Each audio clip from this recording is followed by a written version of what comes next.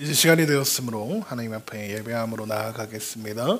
예배의 부름 선포할 때에 아멘으로 화답하시기 바랍니다. 하나님은 영이시니 예배하는 자가 영과 진리로 예배할지니라. 아멘.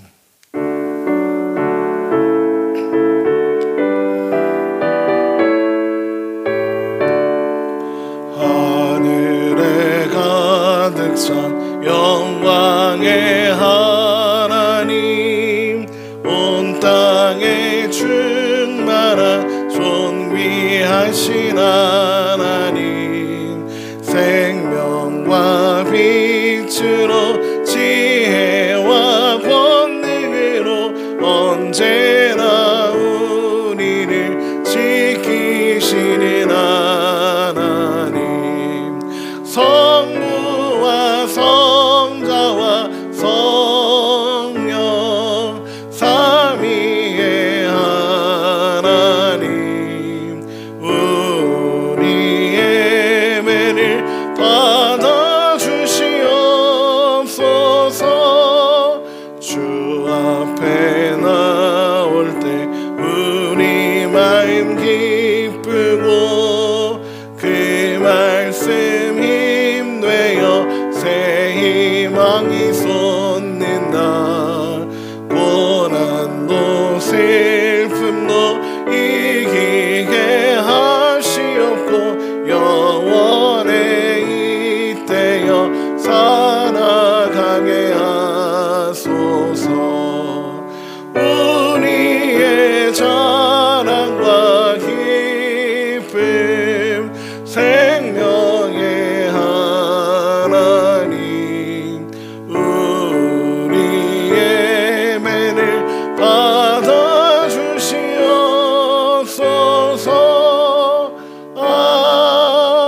아멘. 사도신경으로 우리의 신앙을 고백하겠습니다. 나는 전능하신 아버지 하나님, 천지의 창조주를 믿습니다. 나는 그의 유일하신 아들 우리 주 예수 그리스도를 믿습니다. 그는 성령으로 잉태되어 동정녀 마리아에게서 나시고 본디오 빌라도에게 고난을 받아 십자가에 못 박혀 죽으시고 장사된 지 사흘 만에 죽은 자 가운데서 다시 살아나셨으며 하늘에 오르시어 전능하신 아버지 하나님 우편에 앉아 계시다가 거기로부터 살아있는 자와 죽은 자를 심판하러 오십니다. 나는 성령을 믿으며 거룩한 공교회와 성도의 교제와 죄를 용서받는 것과 몸의 부활과 영생을 믿습니다. 아멘. 교도문 71번 이사야 55장입니다. 주보와 화면을 참고하시면 되겠습니다. 교도문 71번 이사야 55장 우리 함께 교독하도록 하겠습니다. 오라 너희 모든 목마른 자들아 물로 나아오라. 돈 없는 자도 오라.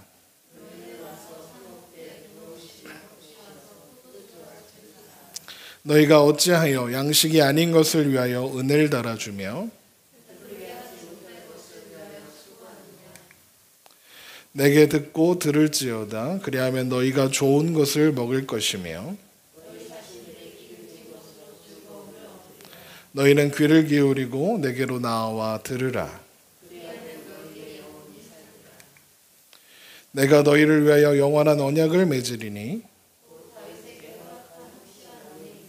너희는 여호와를 만날 만한 때에 찾으라. 악인은 그의 길을, 불의한 자는 그의 생각을 버리고 여호와께 돌아오라. 우리 하나님께로 돌아오라. 그가 너그럽게 용서하시리이다. 아멘. 찬송가 415장 찬송합니다.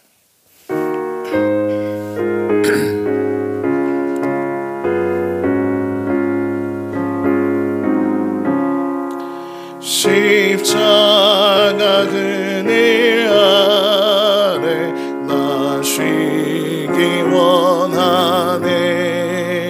저 햇빛이 뜨겁고 또 짐이 무거워 이 광야 같은 세상에 늘 방황할 때에 주 십자가 바다의 그늘에 내 쉬고 찾았네.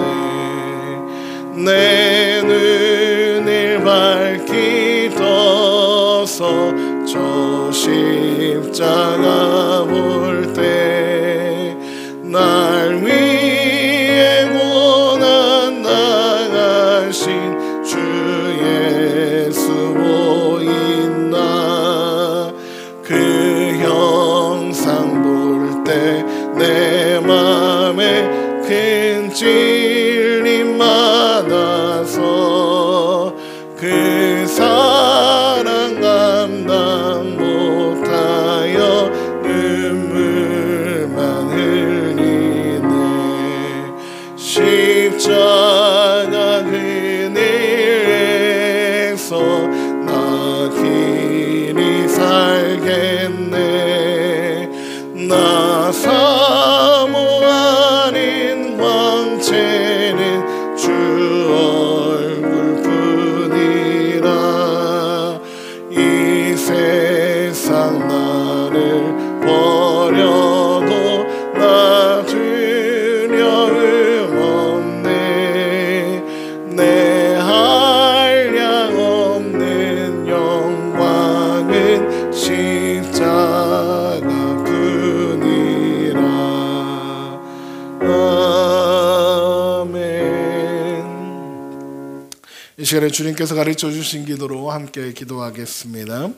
하늘에 계신 우리 아버지, 아버지의 이름을 거룩하게 하시며 아버지의 나라가 오게 하시며 아버지의 뜻이 하늘에서와 같이 땅에서도 이루어지게 하소서. 오늘 우리에게 일용할 양식을 주시고 우리가 우리에게 잘못한 사람들을 용서하여 준 것 같이 우리 죄를 용서하여 주시고 우리를 시험에 빠지지 않게 하시고 악에서 구하소서. 나라와 권능과 영광이 영원히 아버지의 것입니다. 아멘.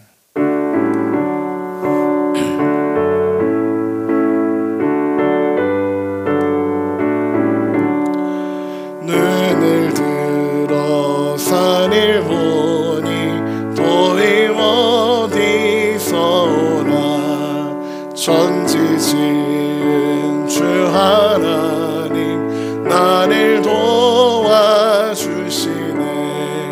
나의 발이 실족지 않게 주가 깨어 지키며 택한 백성 항상 지켜 길이 보호하시네. 도우시는 하나님이 내게 그늘 되시니. 낮의 해와 밤의 달이 너를 상치 않겠네. 내게 화를 주지 않고 오늘 보호하시며 너의 주를 지금부터 영영 인도하시리. 아멘. 이 시간 우리를 위해서 정한선 선노님 기도해 주시겠습니다. 하나님 아버지 감사합니다. 오늘도 무사히 모여서 함께 예배드릴 수 있게 해주셔서 감사합니다. 코로나가 오랫동안 지속되는 가운데 여러 곳에서 어려움을 겪고 있는 사람들을 위해 서로 노력하면서 속히 사라질 수 있도록 기도할 수 있게 해주세요. 이 시간도 은혜를 주셔서 말씀을 제대로 알고 세상에서 살아가면서 기억할 수 있게 해주세요. 오늘도 감사드리며 예수님의 이름으로 기도드립니다. 아멘.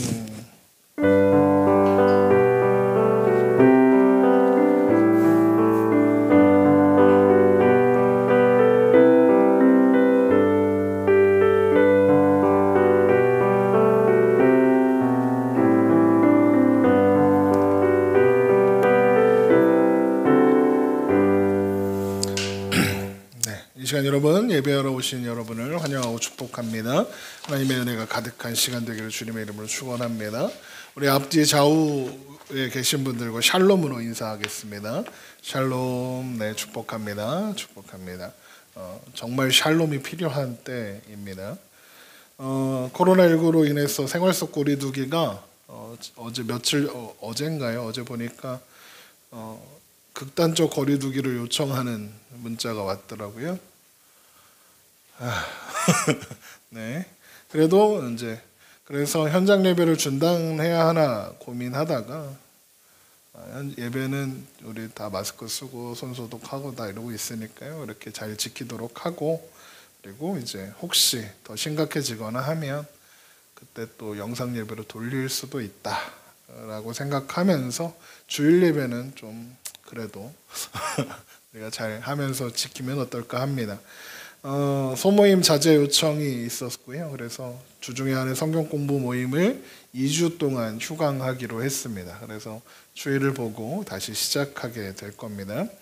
6월은 하늘소리교회가 시작된 달이기도 합니다. 저희가 2015년 5월 마지막 주 주일에 첫 예배를 드렸고, 그때 아마 저희 가족들이 같이 예배를 드렸고요. 그리고 한 달 동안 준비 과정을 거치면서 6월 28일에 설립 예배를 드렸습니다. 그래서 그런데 올해가 5주년인데 어떻게 딱 6월 28일이 또 주일이 됐어요.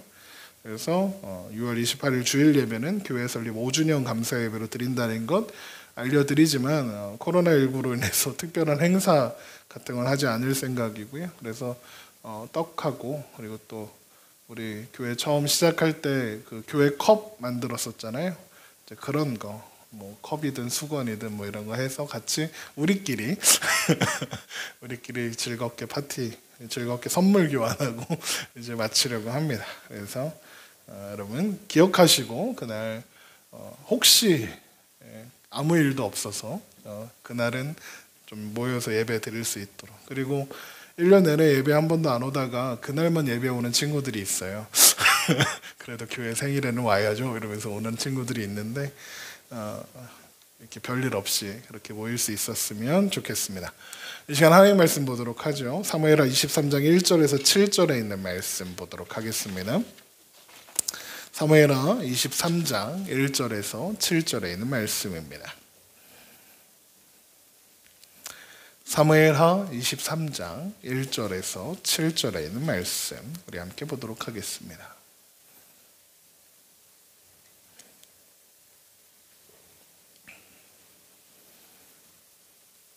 사무엘하 23장 1절에서 7절에 있는 말씀 우리 한 목소리로 읽겠습니다. 이는 다윗의 마지막 말이라. 이새의 아들 다윗이 말하며 높이 세워진 자 야곱의 하나님께로부터 기름 부음 받은 자 이스라엘의 노래 잘하는 자가 말하노라. 여호와의 영이 나를 통하여 말씀하시며 그의 말씀이 내 혀에 있도다.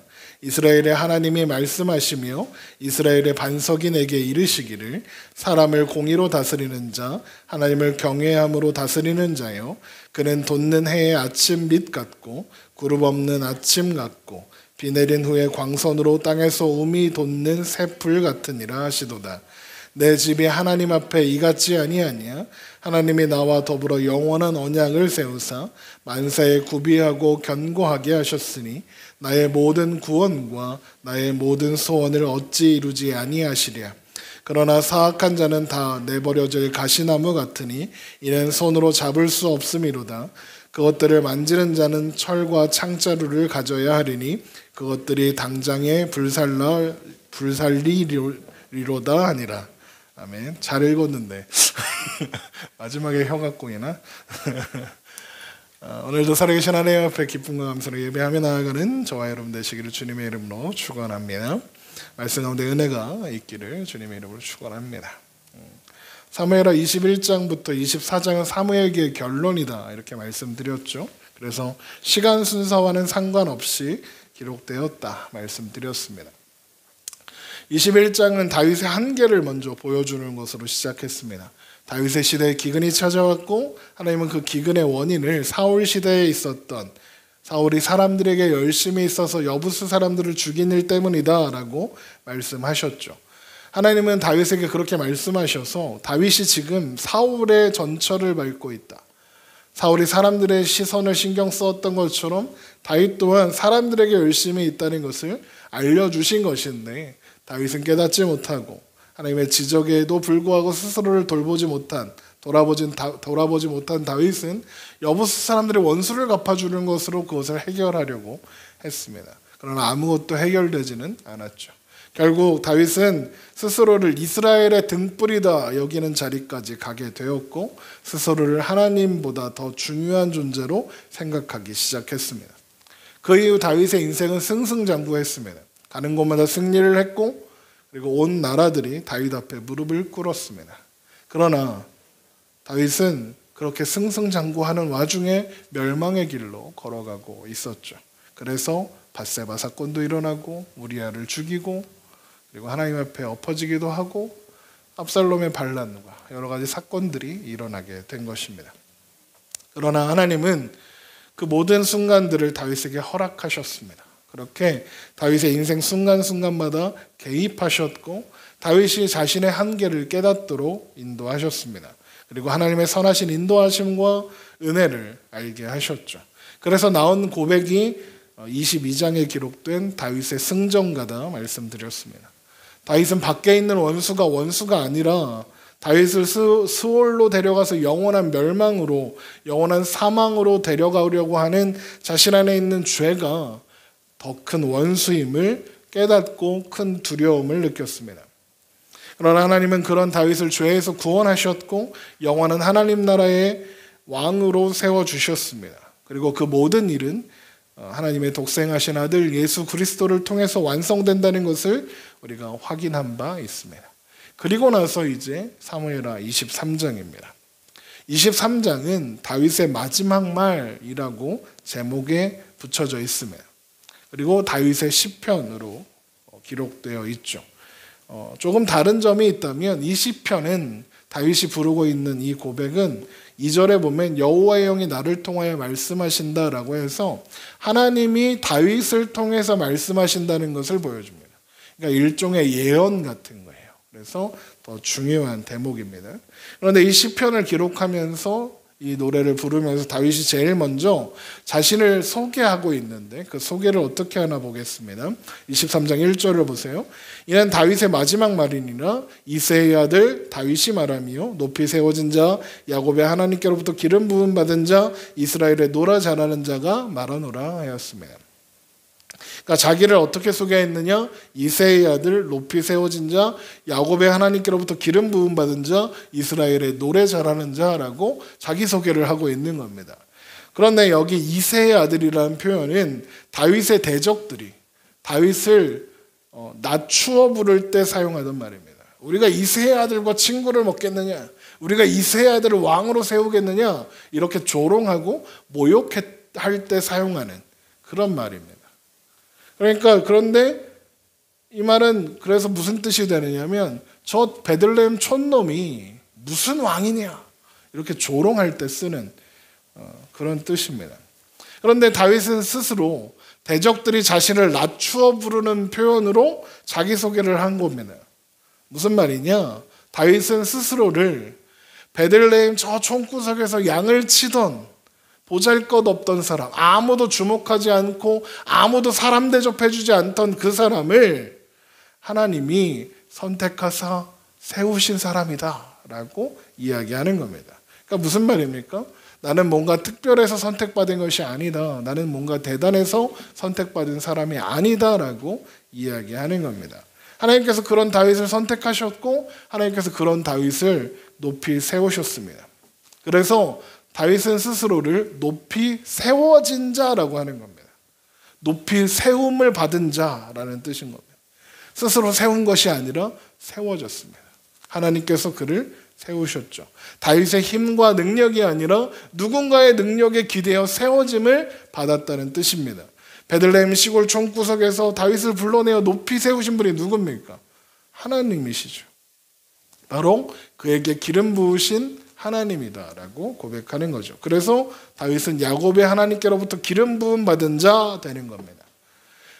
다윗은 인생이 저물어가는 어느 날 다윗은 자신이 아무것도 아니었다는 것을, 티끌로 돌아갈 수밖에 없는 존재였다는 것을, 저 베들레헴 시골 총구석에서 그냥 죽었어도 아무도 신경 쓰지 않았을 사람이라는 것을 고백하면서 자신의 살아온 모든 삶이 하나님의 은혜 가운데, 하나님의 손 가운데 붙잡혀 있었다고 그렇게 고백하고 있는 겁니다. 하나님이 나를 높이셨고, 하나님이 나를 기름 부으셨고, 하나님이 나를 인도하셨기 때문에 내가 살 수 있습니다 라고 고백하는 거죠. 그래서 그런 다윗이 어떻게 하나님을 노래하지 않을 수 있겠습니까? 타고난 시인이요, 타고난 가수였던, 요즘으로 말하면 한 악동 뮤지션 정도 됐을 거예요. 자기가 노래 다 만들고 막 이러니까. 그런 아이가 어떻게 하나님을 높여드리지 않을 수 있겠습니까? 그래서 다윗의 수많은 노래들이 시편으로 남았고, 그 시편들 내용이 다 일관되게 누구를 찬양합니까? 하나님을 찬양하는 겁니다. 그렇게 다윗의 온 인생이 노래가 되었고, 그 내용은 하나님께서 다윗의 삶 가운데 행하신 일들로 가득 차 있는 겁니다. 그래서 다윗은 노래하는 자인 것이죠. 아무것도 아닌 존재를 선택하시고 인도하신 하나님을 찬양하는, 노래하는 자. 우리도 그런 노래를 하는 사람들이 되었으면 좋겠습니다. 자, 이렇게 다윗이 자신을 이새의 아들, 높이 세워진 자, 야곱의 하나님께로부터 기름 부음 받은 자, 이스라엘의 노래 잘하는 자라고 소개하고 나서 다윗은 이어서 이제 그 시가 자신이 생각해서 자신이 만들어낸 것이 아니라 하나님께서 그에게 주신 말씀을 선포하는 것임을 이야기하면서 시편을 이어갑니다. 2절을 보세요. 사무엘하 23장 2절입니다.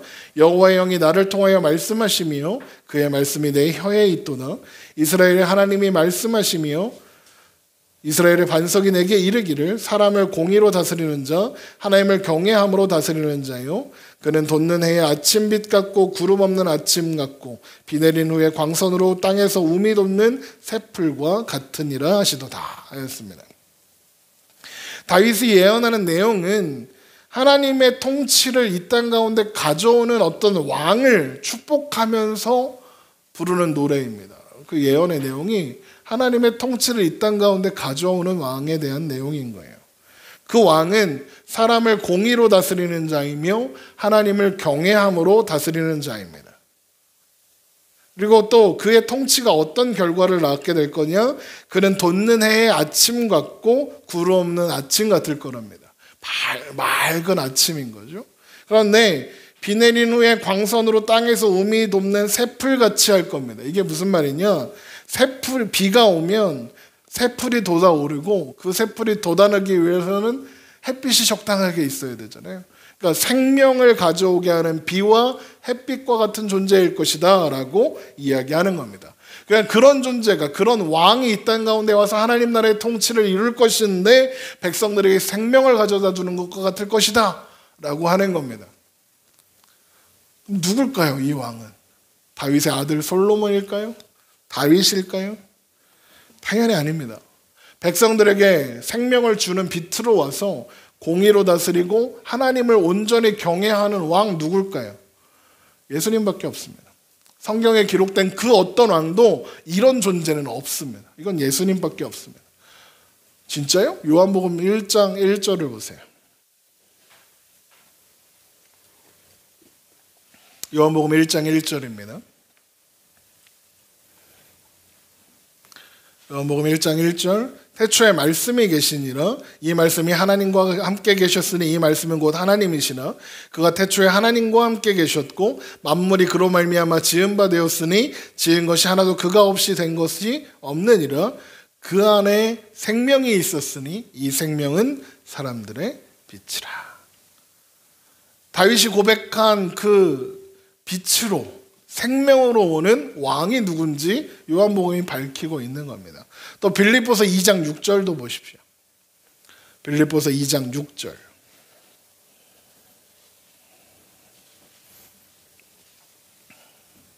빌립보서 2장 6절.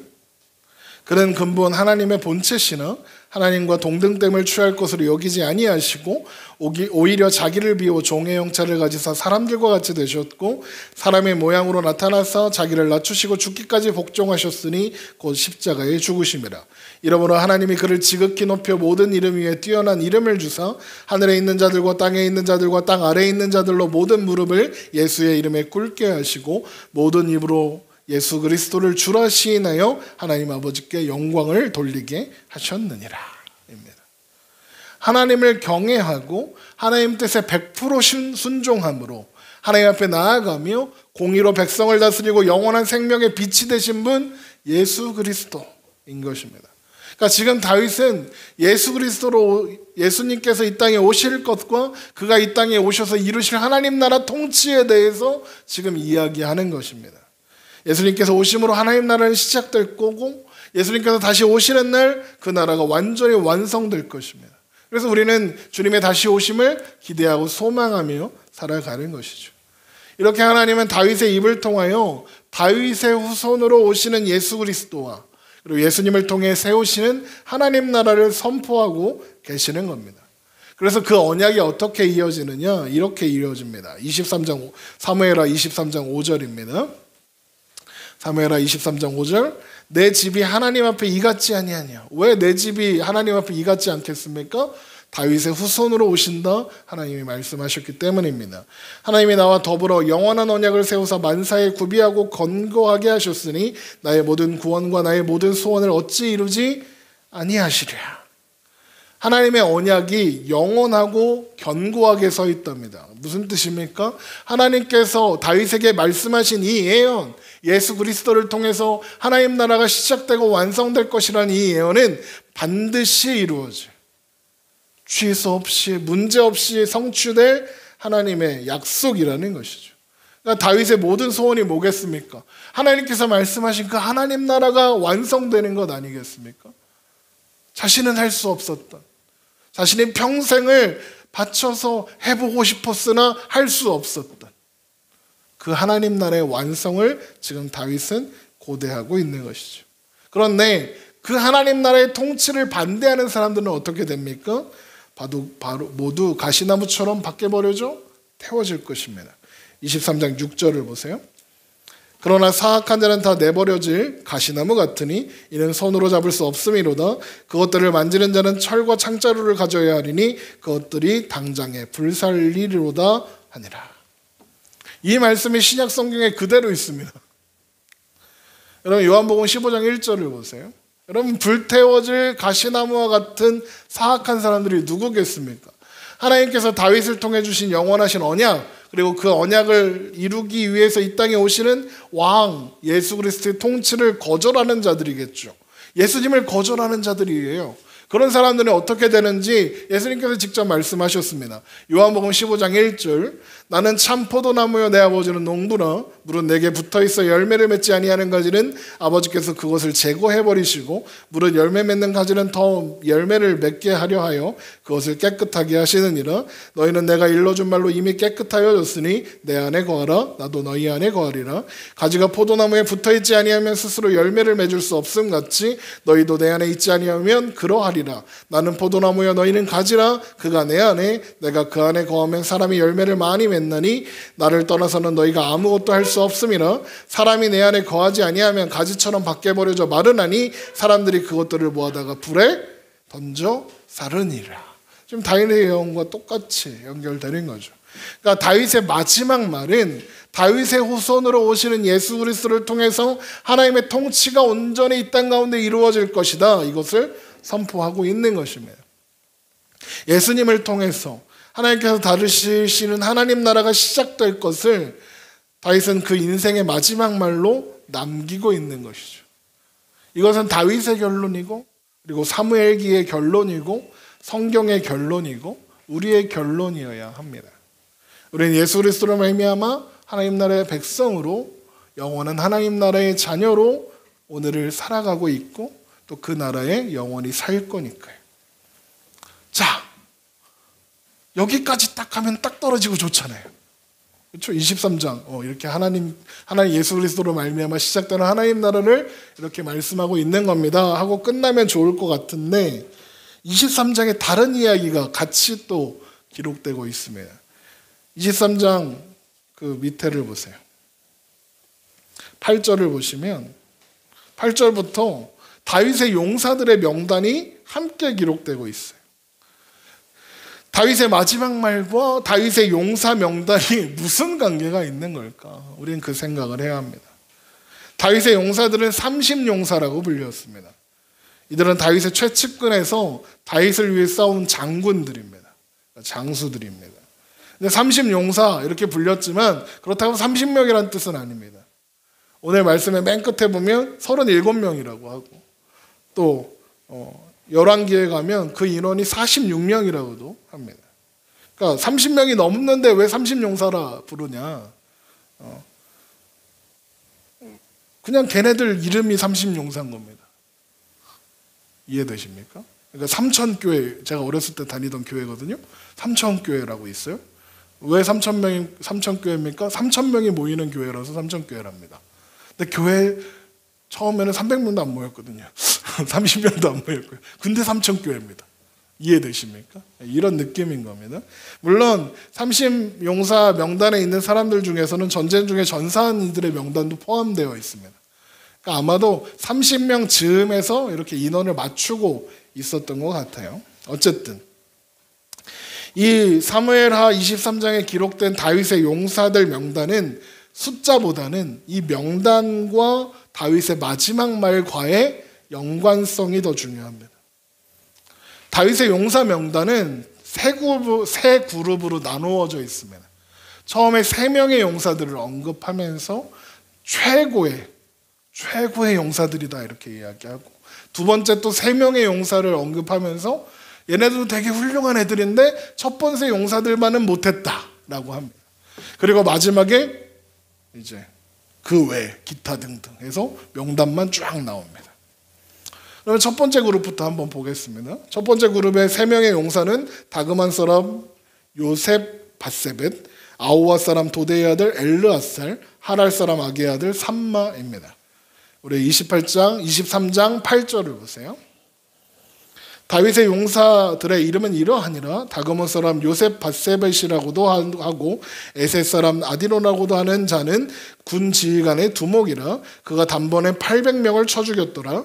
그 다음은 아우아 사람 도대의 아들 엘르아살이니 다윗과 함께한 세 용사 중에 한 사람이라. 블레셋 사람들이 싸우려고 거기에 모임에 이스라엘 사람들이 물러간지라. 세 용사가 싸움을 도두고 그가 나가서 손이 피곤하여 그의 손이 칼에 붙기까지 블레셋 사람을 치니라. 그날에 여호와께서 그 크게 이기게 하셨으므로 백성들은 돌아와 그의 뒤를 따라가며 노력할 뿐이었더라. 그 다음은 하랄 사람 아게의 아들 삼마라. 블레셋 사람들이 사기가 올라 거기 녹두나무가 가득한 한쪽 밭에 모임에 백성들은 블레셋 사람들이 앞에서 도망하되 그는 그 밭 가운데 서서 막아 블레셋 사람들을 친지라. 여호와께서 큰 구원을 이루시니라. 이렇게 되어 있습니다. 무용담을 보면 대단한 겁니다. 요셉 바세벳이라는 사람은 한 방에 800명을 죽였답니다. 한 방에 800명을 어떻게 죽이지? 폭탄을 던져야 돼요. 근데 어떻게 800명을 죽였답니다. 대단한 거죠. 그리고 또 엘르아살이라는 사람은 블레셋 사람들하고 싸웠는데 다 도망가고 이 세 용사만 남아서 블레셋 사람들과 싸워서 물리치고 그 사람들을 다 노력할 수 있게 해줬답니다. 또 삼마라는 사람도 혼자 블레셋 사람들을 막아 쳤습니다. 이긴 겁니다. 그런데 이 세 사람은 그래서 다윗의 최고 용사, 최고 엘리트 용사라고 불리게 되는데, 이 세 사람들이 최고 용사로 불리게 된 것은 얘네들이 이렇게 싸움을 잘했기 때문이 아닙니다. 다윗이 아직 왕이 되기 전 아둘람이란 굴에 있을 때 블레셋 사람들과의 대치 상황 때 있었던 일 때문에 이 세 용사는 다윗의 최고 용사라 불리게 된 겁니다. 우리 23장 13절을 보세요. 사무엘하 23장 13절. 또 32명 중 세 사람이 곡식 뺄 때에 아둘람 굴에 내려가 다윗에게 나아갔는데 때에 블레셋 사람의 한 무리가 르바임 골짜기에 진쳤더라. 그때 다윗은 산성에 있고 그때 블레셋 사람의 요새는 베들레헴에 있는지라. 그러니까 지금 상황을 생각해 보시면 다윗이 아둘람 굴에 있을 때입니다. 그러니까 다윗이 왕이 되기 훨씬 전이죠. 그때 다윗은 르바임 골짜기라는 곳을 사이에 두고 블레셋 군과 대치하고 있었습니다. 그런데 블레셋 군대가 어디 주둔하고 있었냐 하면 다윗의 고향인 베들레헴에 주둔하고 있었던 겁니다. 그러니까 이제 르바임 골짜기가 있고 여기가 베들레헴, 여기가 이제 다윗이 머무르던 그런 아둘람 굴이었던 겁니다. 그런데 이렇게 지금 다윗의 군대와 블레셋 군대가 이렇게 진치고 이렇게 대치하고 있으니까 지금 어디가 보이겠습니까? 다윗 눈에? 고향인 베들레헴이 보일 거 아닙니까? 그러니까 이제 이런 말을 하는 겁니다. 23장 15절 보세요. 다윗이 소원하여 이르되 베들레헴 선문곁 우물물을 누가 내게 마시게 할까 하며 이렇게 합니다. 이게요, 야 누가 가서 물 좀 떠와 이런 뜻이겠습니까? 그냥 고향이 그립다는 뜻이죠. 고향이 정말로 누가 가서 거기 지금 블레셋 적군이 본진을 차리고 있는 곳인데 거길 누굴 보냅니까? 다윗이 바보도 아니고. 그러니까 혼잣말 같이 한 거예요. 아 저기 물 진짜 시원한데. 그랬더니 이 세 용사가 요셉바셉의 엘레설 산마가 적진 한가운데로 들어가서 그 물을 떠오는 거예요. 그러니까 무심코 던진 말 한마디 때문에 베들레헴에서 물을 길어온 세 용사 앞에서 다윗은 내가 이 귀한 애들을, 이 귀한 용사를 위험에 빠뜨렸구나 이렇게 후회하면서 그 물을 마시지 않고 하나님 앞에 부어드리게 됩니다. 23장 16절을 보세요. 세 용사가 블레셋 사람의 진영을 돌파하고 지나가서 베들레헴 성문곁 우물물을 길어가지고 다윗에게 왔으나. 이거 보세요. 얘네들이요 그냥 몰래 가서 물 떠온 게 아니에요. 블레셋 진영을 돌파하고 가서 물을 떠서 그 진영을 다시 돌파하고 온 거예요. 그러니까 엄청 위험했던 거죠. 계속 보죠. 다윗에게로 왔으나 다윗이 마시기를 기뻐하지 아니하고 그 물을 여호와께 부어드리며 이르되 여호와여 내가 나를 결탄코 이런 일을 하지 아니하리이다. 이는 목숨을 걸고 갔던 사람들의 피가 아니니까 하고 마시기를 즐겨하지 아니하니나 세 용사가 이런 일을 행하였더라. 그러니까 이 세 용사는 이 일 때문에 다윗이 30용사를 대표하는 세 용사가 될 수 있었던 겁니다. 이제 더 중요한 건 이제 나중에 보고, 그리고 이제 두 번째 세 용사들에 대한 기록이 이어집니다. 우리 23장 18절을 보세요. 또 수르의 아들 요압의 아우 아비세니 그는 그 세 사람의 우두머리라. 그가 그의 창을 들고 들어 300명을 죽이고 세 사람 중에 이름을 얻었으니 그는 세 사람 중에 가장 존귀한 자가 아니냐. 그가 그들의 우두머리가 되었으나 그러나 첫 세 사람에게는 미치지 못하였더라. 또 갑스엘 용사의 손자 여호야다의 아들 브나야니 그는 용맹스러운 일을 행한 자라. 일찍이 모압 아리엘의 아들 둘을 죽였고 또 눈이 올 때 구덩이에 내려가서 사자 한 마리를 쳐 죽였으며 또 장대한 애굽 사람을 죽였는데 그의 손에 창이 있어도 그가 막대기를 가지고 내려가 그 애굽의 사람의 손에서 창을 빼앗아 그 창으로 그를 죽였더라. 여호야다의 아들 브나야가 이런 일을 행하였으므로 세 용사 중에 이름을 얻고 30명보다는 존귀하나 그러나 세 사람에게는 미치지 못하였더라. 다윗이 그를 세워 시위대 대장을 삼았더라. 여기에 요압의 아우 아비세 그리고 여호야다의 아들 브나야만 이름이 나옵니다. 보세요. 계속 세 용사라고 그랬잖아요. 한 명 어디 갔습니까? 보세요. 사무엘하 마지막 절에 보면 다윗의 용사 37명이다 이렇게 이야기합니다. 그런데 이름을 세보면 36명만 나와요. 한 명이 이름을 기록하지 않았다는 겁니다. 그러니까 한 명의 이름을 의도적으로 뺀 거예요. 기록하지 않기에는 그의 업적이 지나치게 많은데 이름을 기록하기에는 문제가 많은 사람 누굴까요? 요압입니다. 요압은 다윗의 이야기에서 항상 제일 먼저 싸우는, 꽤 많은 공을 세운 용맹한 장수였습니다. 그런데 다윗을 제일 힘들게 한 사람이기도 했습니다. 압살롬 죽이지 말랬더니 요압이 가서 죽입니다. 아브넬 죽이지 말랬더니 요압이 가서 죽이고요. 다윗 말을 더럽게 안 듣습니다. 그래놓고 내가 다 너를 위해서 한 거야 막 이럽니다.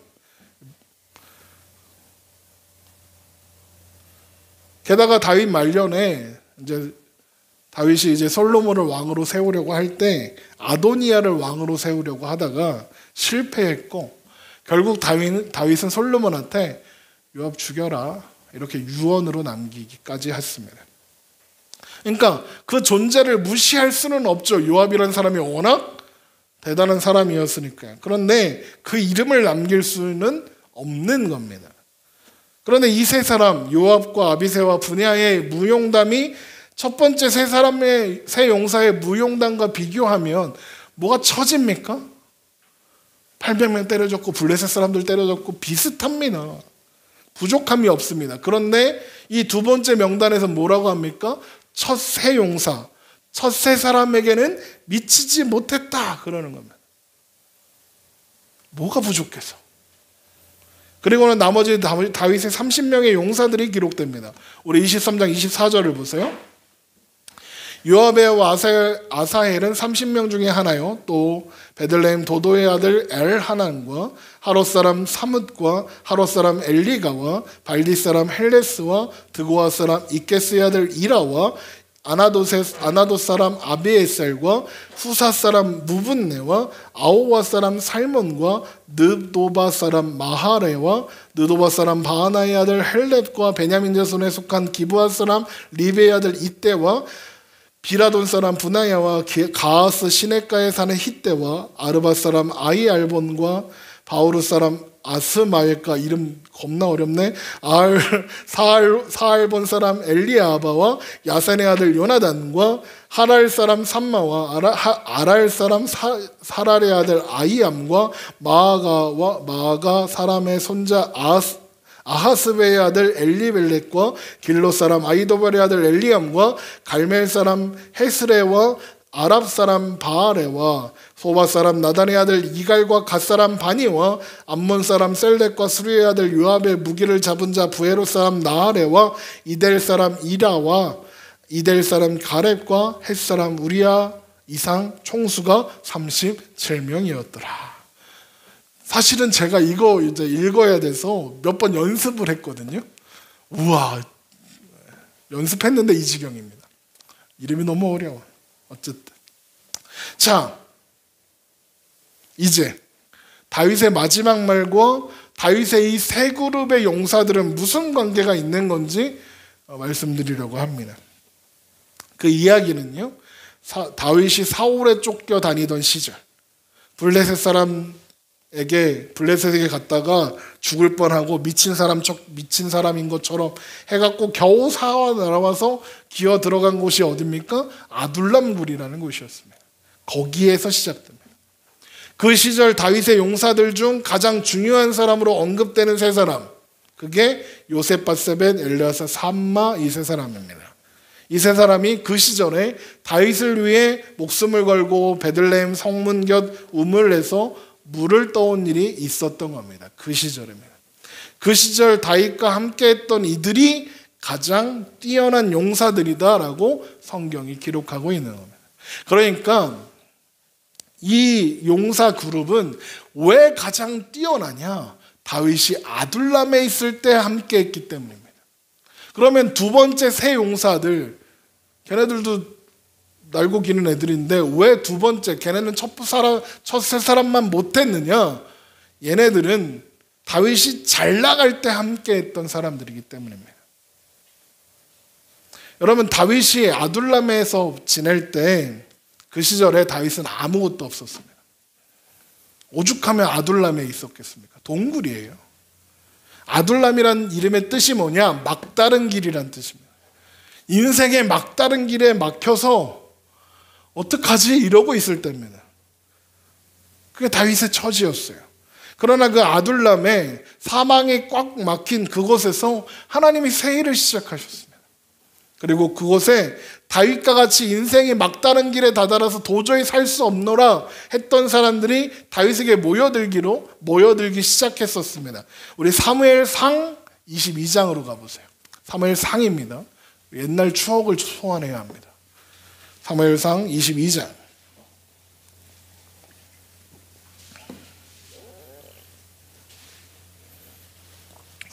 사무엘상 22장 1절입니다.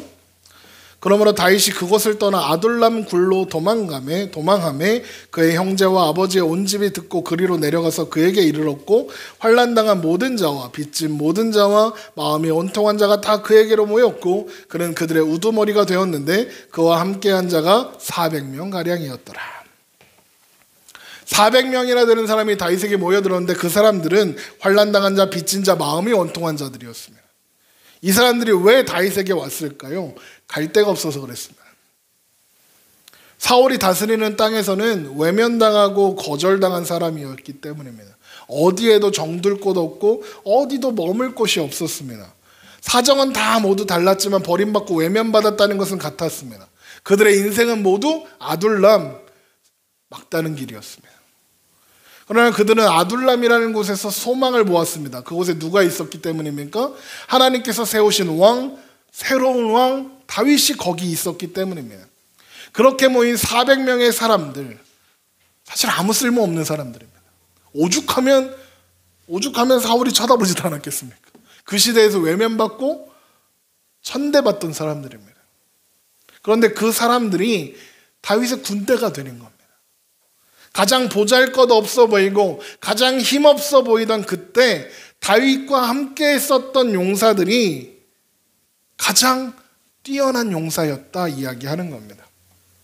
왜요? 그들이 잘 싸웠기 때문에요? 그들이 베들레헴에 있는 물을 떠왔기 때문에요? 아니요. 그들은 애초에 자기 힘으로 싸우지 않았습니다.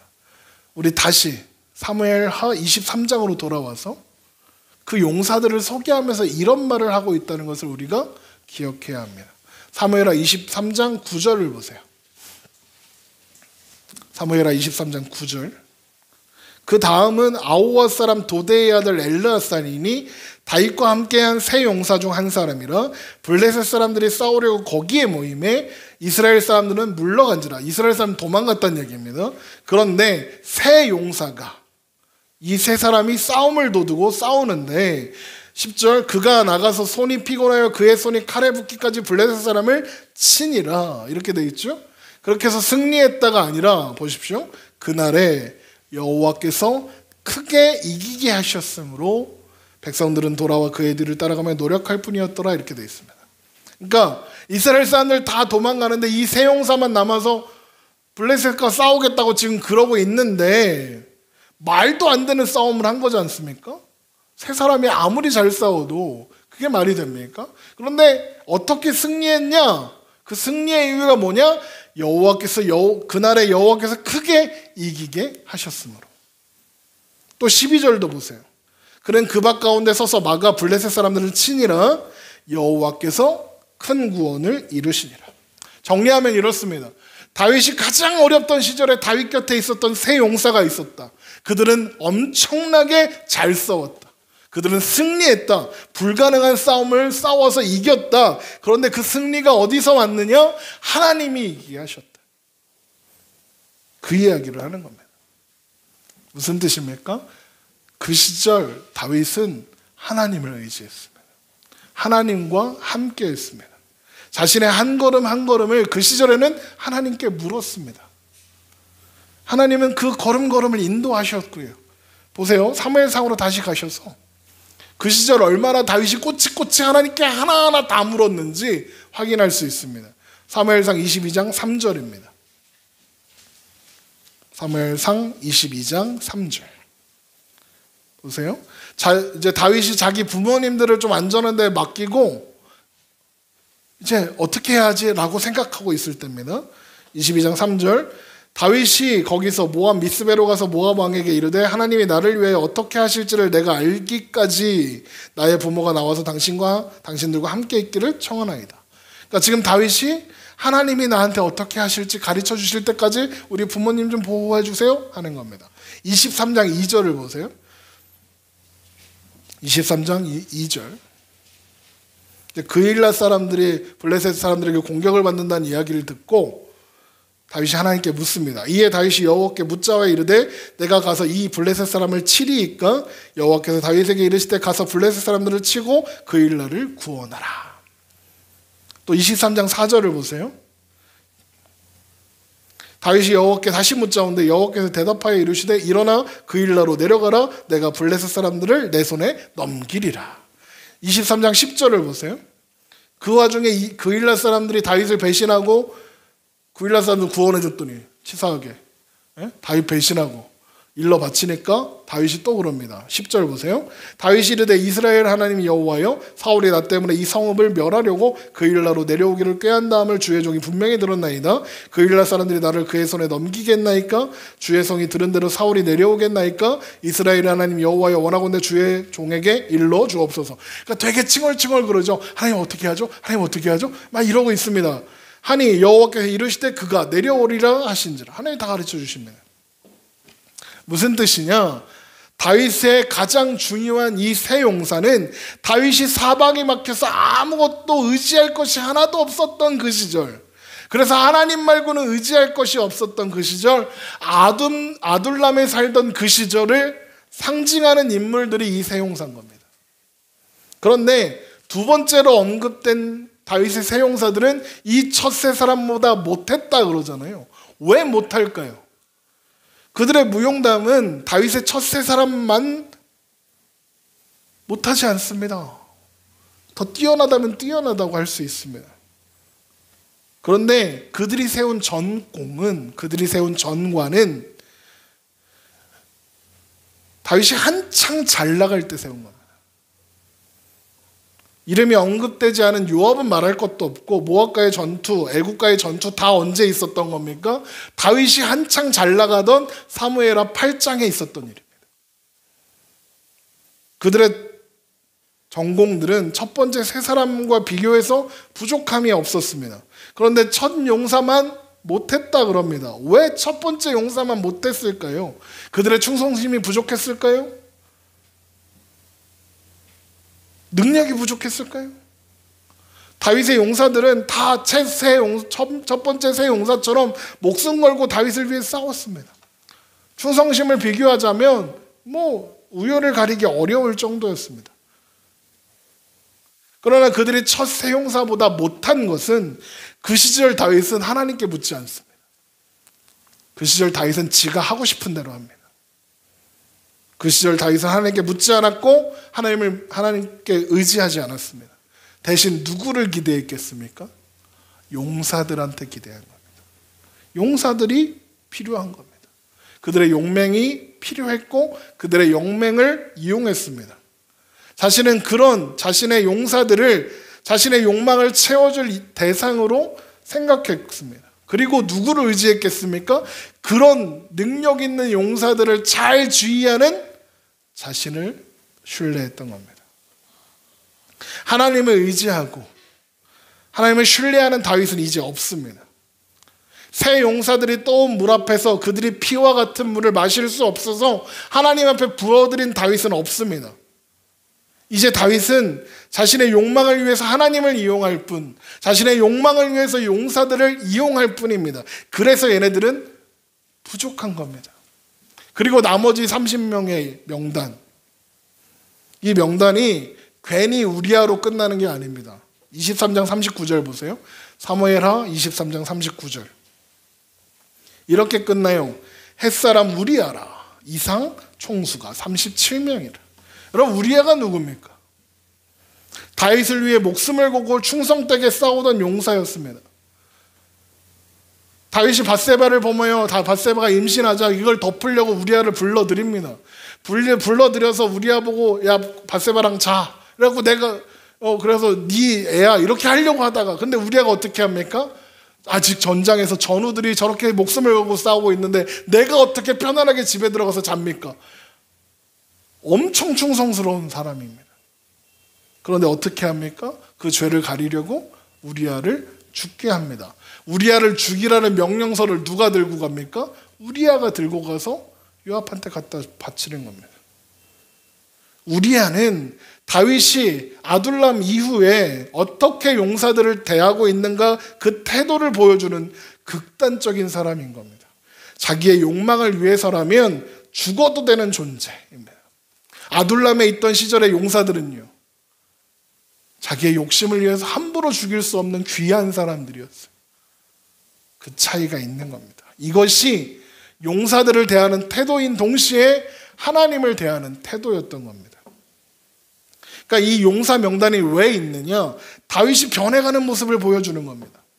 다윗의 첫 번째 용사들과 그 뒤 용사들은 실력 차이가 아니라 다윗의 삶을 누가 이끌어가고 있는가로 구별되는 겁니다. 첫 번째 세 사람은 하나님이 다윗의 삶을 이끌어가던 시절의 용사들인 겁니다. 하나님이 선택하셨고 하나님이 세우셨고 하나님이 기름 부으셨습니다. 하나님이 세우시는 하나님 나라의 왕이 되었습니다. 그런데 아둘람을 벗어나서 왕이 된 다윗은 스스로 그 삶을 책임지고 이끌어가고자 했습니다. 자기가 이루려고 했습니다. 스스로를 이스라엘 등불이라 여기며 살았습니다. 그러나 다윗은 아무것도 할 수 없었습니다. 하나님 나라를 완성할 수도 없었고 하나님의 통치를 이 땅 가운데 가져올 수도 없었습니다. 최선을 다했으나 다윗은 할 수 없었습니다. 그래서 사무엘하 23장은 다윗의 말로 시작하는 겁니다.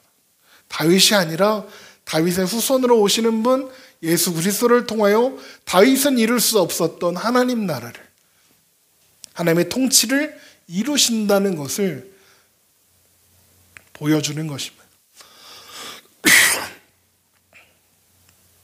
다윗의 가장 뛰어난 용사들은 사방이 막혀서 아무것도 의지할 것 없을 때, 그래서 피할 것은, 그 삶의 방법은, 그 삶을 살아갈 수 있는 이유는 하나님밖에 없었던, 하나님 아니면 이제 기댈 곳이 아무것도 없었던 그때를 기준으로 해서 세워지고 있는 것을 보여주는 것입니다.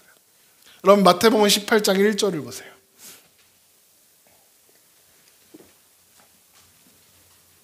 마태복음 18장 1절. 마태복음 18장 1절입니다. 그때 제자들이 예수께 나와 이르되 천국에서는 누가 크니이까? 예수께서 한 어린아이를 불러 그들 가운데 세우시고 이르시되 진실로 너에게 이르노니 너희가 돌이켜 어린아이들과 같이 되지 아니하면 결탄코 천국에 들어가지 못하리라. 그러므로 누구든지 이 어린아이와 같이 자기를 낮추는 사람이 천국에서 큰 자니라. 어린이 주일에 많이 이야기하는데, 여러분 여기서 어린아이는 순진하고 순수하다는 뜻이 절대 아닙니다. 늘 말씀드리죠. 여기서 어린아이는 능력 없는 존재를 상징합니다. 부모의 보살핌 없이는 죽을 수밖에 없는 존재. 자신의 실력으로는 아무것도 할 수 없음을 알고 예수님 앞에 십자가 앞에 나와 엎드리는 사람들이 다 어린아이입니다. 아둘람 굴에 다윗과 함께 있었던, 그리고 다윗, 그들이 어린아이와 같은 사람들이었습니다. 가장 약해 보이던 그 시절, 그러나 하나님이 함께 하심으로 다윗은 가장 강했습니다. 하나님은 다윗을 강하게 하셨고 다윗을 왕이 되게 하셨습니다. 그리고 영원한 생명을 주는 영원한 하나님 나라를 다윗이 아니라 하나님께서 이루십니다. 그 아들 예수 그리스도를 통해서 세우신다고 말씀하시는 겁니다. 여러분, 그래서 기독교가 기독교입니다. 여러분, 기독교가 뭐냐면 기독이 그리스도를 한문으로 바꾼 게 기독입니다. 그리스도교이기도 하고 예수교이기도 합니다. 왜 그리스도, 예수교, 그리스도교, 기독교 이렇게 말할까요? 그 신앙의 핵심에 그 이름이 있기 때문에 그렇습니다. 예수 그리스도, 그 이름이 기독교라는 그 신앙의 핵심이기 때문에 그렇습니다. 그 이름이 없으면 기독교는 아무것도 아닙니다. 예수님이 시작하셨고 예수님이 이루셨으며 예수님께서 완성해 가시는 게 기독교입니다. 기독교인이 하는 게 아니라, 우리가 되어야 하는 게 아니라, 우리가 뭔가 이루어야 하는 게 아니라, 예수 그 이름이 이루시고 예수 그 이름이 만들어 가시고 예수 그 이름이 완성하시는 겁니다. 우리는 되어야 하는 존재가 아니라 되어지는 존재입니다. 우리는 되는 존재이지 되어야 하는 존재들이 아닙니다. 하나님의 사랑으로 만들어져 가야 합니다. 스스로 만드는 것이 아닙니다. 고린도전서 1장 26절을 보십시오.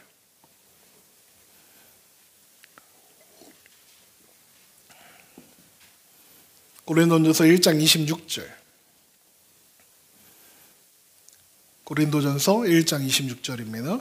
형제들아 너희를 부르심을 보라. 육체를 따라 지혜로운 자가 많지 아니하며 능한 자가 많지 아니하며 문발 좋은 자가 많지 아니하도다. 그러나 하나님께서 세상에 미련한 것들을 택하사 지혜 있는 자들을 부끄럽게 하려 하시고 세상에 약한 것들을 택하사 강한 것들을 부끄럽게 하려 하시며 하나님께서 세상에 천한 것들과 멸시받는 것들과 없는 것들을 택하사 있는 것들을 폐하려 하시나니 이는 아무 육체도 하나님 앞에서 자랑하지 못하게 하려 하심이라. 우리는 그렇게 약하고 미련하고 천하고 멸시받는 가진 게 없는 그런 사람들이었습니다. 그래서 스스로 답을 찾을 수가 없는 사람들이었습니다. 마치 아들람 굴에 있었던 다윗 그리고 그와 함께 있었던 사람들처럼. 그런데 희한합니다. 하나님이 그곳에서 일하기 시작하십니다.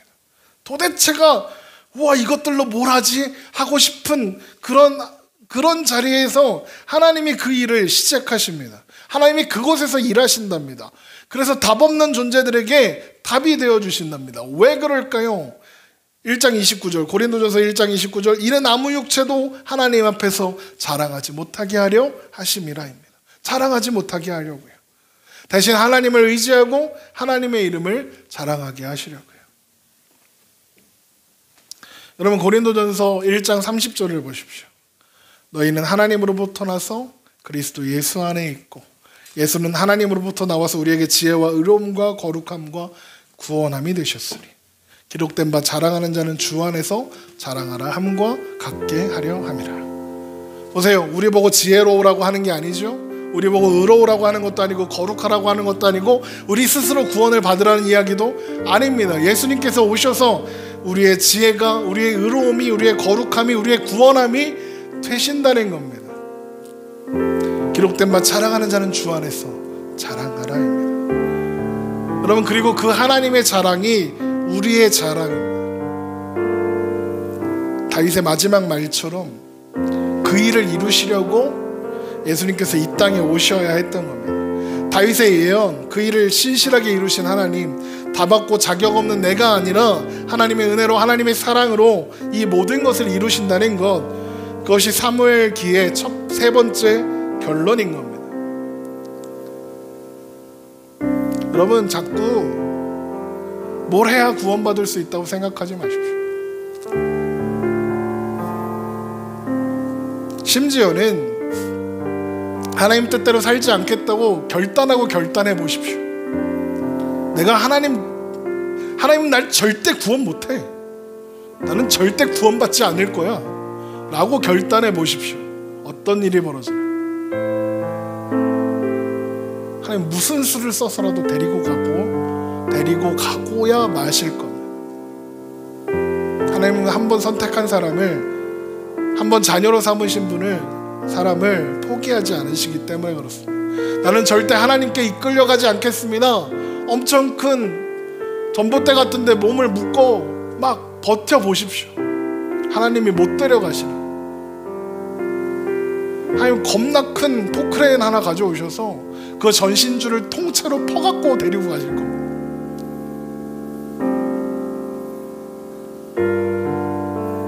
그럼 우리를 사랑하사 그의 피로 우리를 죄에서 구원하시고 이제 우리를 영원한 하나님 나라의 백성으로 삼으신, 자녀로 세우신 하나님을 바라보십시오. 내 꼬라지를 바라보지 말고 난 어떻게 구원받을 수 있을까 고민하지 마시고 나의 나됨이 아니라 하나님의 하나님 되시 우리를 구원하신다는 그 사실을 여러분 기억하십시오. 우리는 하나님이 우리를 하나님 나라 백성으로 삼아 주셨기 때문에 하나님 나라 백성으로 사는 겁니다. 우리의 실력은 중요하지 않습니다.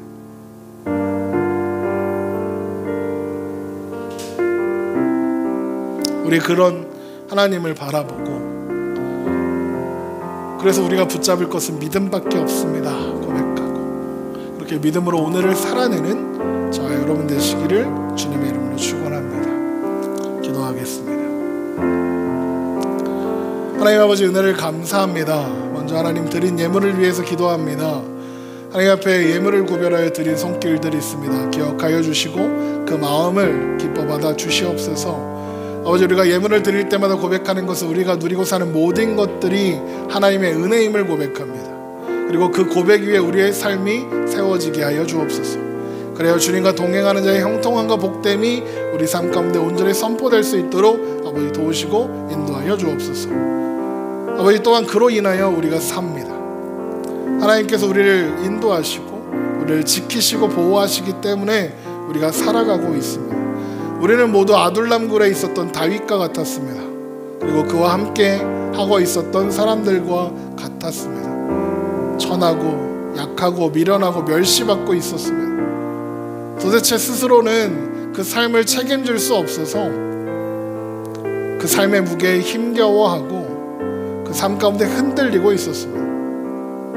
그런데 하나님, 그 삶 가운데 하나님 찾아오셔서 우리의 구원함이 되셨고 우리의 지혜가 되셨으며 우리의 의로움과 거룩함이 되어 주셨습니다. 우리는 이제 예수 안에 있음으로 말미암아 하나님의 백성으로 영원한 하나님의 자녀로 살 수 있습니다. 하나님, 나의 나됨으로 그 일을 이루시지 않음을 감사드립니다. 하나님의 하나님 되심으로 그 일을 이루심을 감사드립니다. 이제 우리는 오늘도 나를 구원하신 하나님을 자랑하며 나를 인도하신 하나님을 자랑하겠습니다. 그 하나님과 함께 동행하겠습니다. 우리의 삶을 붙잡아 주시고 우리의 삶을 영원한 하나님 나라의 백성으로 온전히 살게 하여 주시옵소서. 이제는 우리 주 예수 그리스도의 은혜와 하나님 아버지의 극진하신 그 사랑과 성령님의 감동, 감화, 역사, 교통하시는 은혜가 오늘도 살아계셔서 우리와 함께 하시는 그 하나님 안에 살기 원하는 주의 백성들 머리 위에 이제부터 영원토록 함께 계시기를 간절히 축원하옵나이다. 아멘.